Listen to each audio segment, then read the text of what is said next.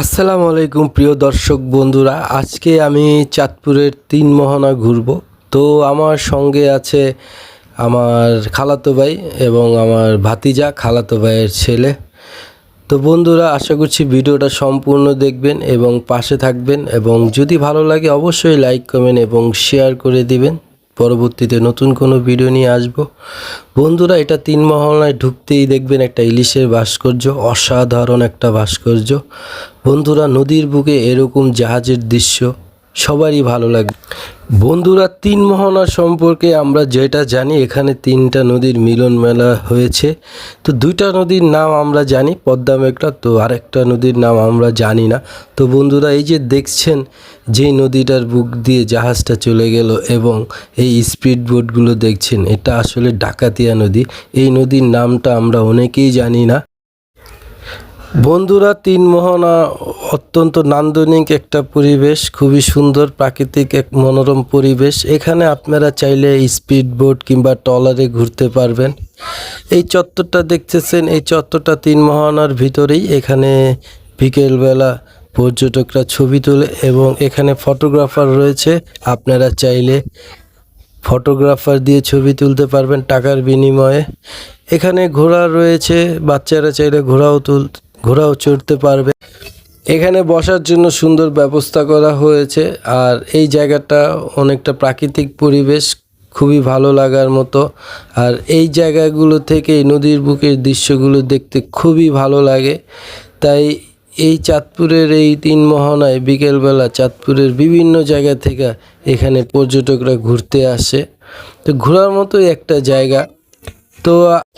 তো আমি এই তিন মোহনার উপর দিয়ে অনেকবার গ্রামে এসেছি।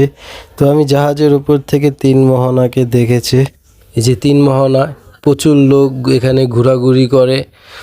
তো আমি কখনো আসিনি, এটা আমার এই প্রথম এখানে আসার। তাই আমার কাছে ভালো লাগাটা অনেক বেশি কাজ করছে, বলে বোঝাতে পারবো না যে কতটা ভালো লাগা কাজ করছে। এবং এখানকার যেই পরিবেশ আমাকে মুগ্ধ করেছে। আর তিন মোহনা অত্যন্ত সুন্দর এবং পরিষ্কার পরিচ্ছন্ন একটা পরিবেশ। আর এখান থেকে যে নদীর বুকে যে দৃশ্যগুলো খুবই সুন্দর। বন্ধু, আমি একটু তুলে ধরার চেষ্টা করেছি আপনাদেরকে দেখানোর জন্য। তো বন্ধুরা, আপনারা যদি এখানে আসলে এসে ঘুরে যেতে পারেন। এটা অনেক সুন্দর একটা জায়গা আর ঘোরার মতোই একটা জায়গা, একটা পর্যটক কেন্দ্র হয়ে উঠেছে তিন মোহনা। তো ভালো লাগবে এই জায়গাটা আসলে দেখতে পারবেন যে তিন নদীর একটা মিলন মেলা। আর এই তিন নদীর মিলন মেলায় যে পর্যটকদের একটা মিলন মেলা হয়, এটাই খুবই একটা ভালো লাগার। আর এখানে সবচেয়ে বেশি ভালো লাগবে হলো সূর্যডোবা দেখতে। বিকেলবেলা যদি কখনো আসেন, নদীর বুকে সূর্যডোবা দেখতে বন্ধু সবারই ভালো লাগে এবং সূর্যডোবার সাথে ফটো তুলতে সবাই পছন্দ করে। তো এখানে সবচেয়ে সুন্দর দৃশ্য হলো সূর্যডোবা।